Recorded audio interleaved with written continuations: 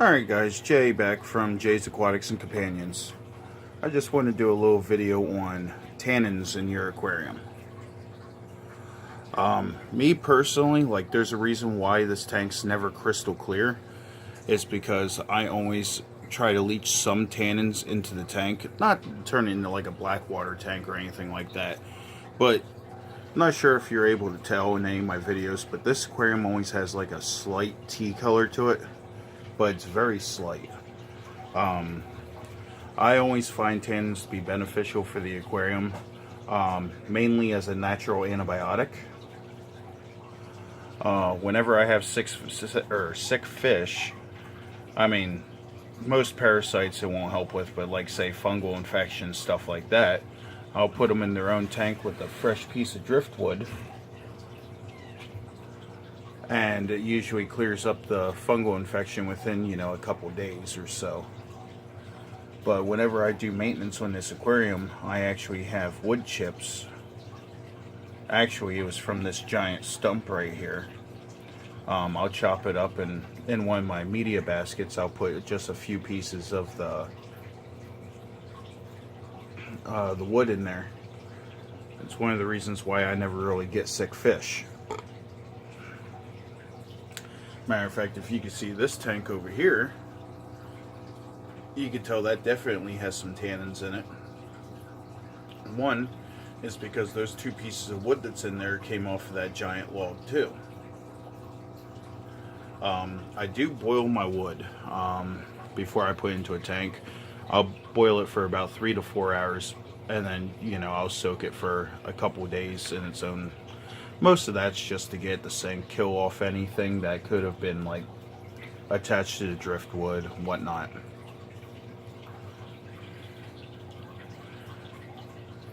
But I highly recommend, keeping tannins in your water, even if it's just a little bit, because in the past, well, I'd say it's been probably about, besides, losing fish during the quarantine process from like a big box, store, I haven't lost fish due to any disease that I've had for a while, in at least 6 to 7 years. And I'm gonna chalk it up saying that it's because of the tannins. A lot of people don't like that, that color to their tank, but I think it's very beneficial. I think it adds to the natural ecosystem, because no matter where you go, no matter the body of water, there's always going to be driftwood or something that's falling into the water, leaching tannins.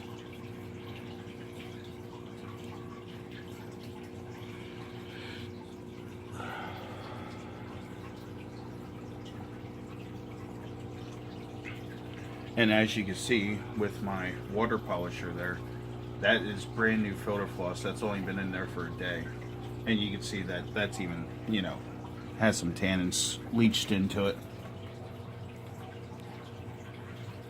Also, I just recently had breeding activity out of the neon tetras here too. I find that with most fish species, a little bit of tannins added to the water, you usually don't have a problem with them breeding. And it also, if you have hard water, it also helps lower the pH a little bit. The water coming out of my spigot is, I'd say about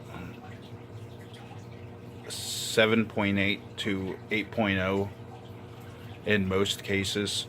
And the water in this tank is usually around 7.2 to 7.4.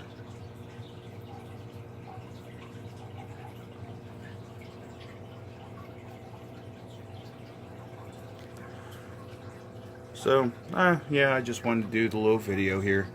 The reason why I keep tannins in my aquariums and stuff. Matter of fact, there's even tannins in my brackish water tank too.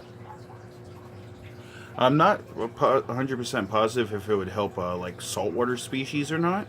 I've never actually tested that yet, but pretty soon I'm going to have my second saltwater aquarium ever up and running. I decided I'm going to take that 75 gallon that I have and I'm going to turn it into a saltwater reef tank. So, and I'll run you guys through the process of how I do that. Like I said, I've only ever technically I've set up a few saltwater tanks, but for my personal use, I've only had one massive tank before, and I never really had any problems with it. Also, another reason why I like using Tannins is because I don't like using, like, you know, over-the-counter medications for them, and I like to try to keep everything all natural, like it is in nature. But, alright, there's a short video on Tannins.